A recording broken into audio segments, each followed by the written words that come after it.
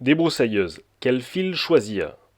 Indépendamment de votre débroussailleuse qui accepte un diamètre maximal de fil, il est préférable de regarder du côté des formes de celui-ci.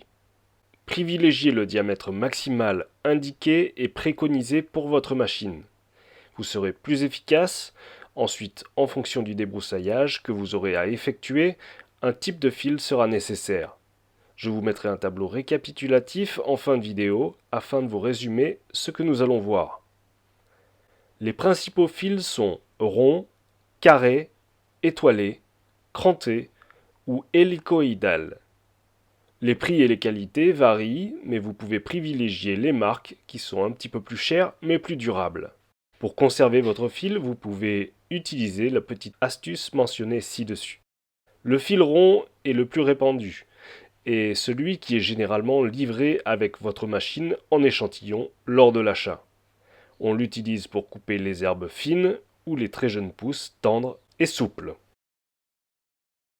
Le fil carré est un fil pour les coupes plus grossières. Il est donc efficace sur des herbes épaisses. Le fil étoilé, lui, est adapté aux petites broussailles. On l'utilise pour la finition ou le travail plus grossier.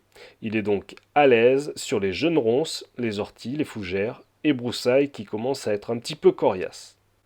Le fil cranté, ce fil est destiné à débroussailler les ronces, plus dures, et les végétaux qui prennent plus d'ampleur et qui ont un bon diamètre de tige. Enfin, l'hélicoïdal, il est un fil bien pour l'entretien du jardin.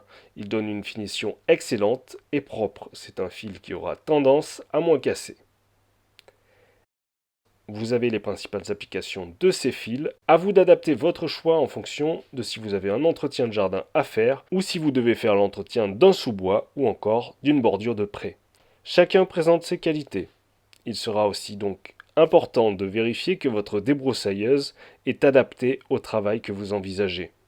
Il est évident qu'un coupe-bordure ne sera pas utilisé pour un roncier, car il ne serait pas assez puissant, même avec un fil adapté. Pensez donc bien à cerner le travail que vous allez exécuter avant de vous y atteler.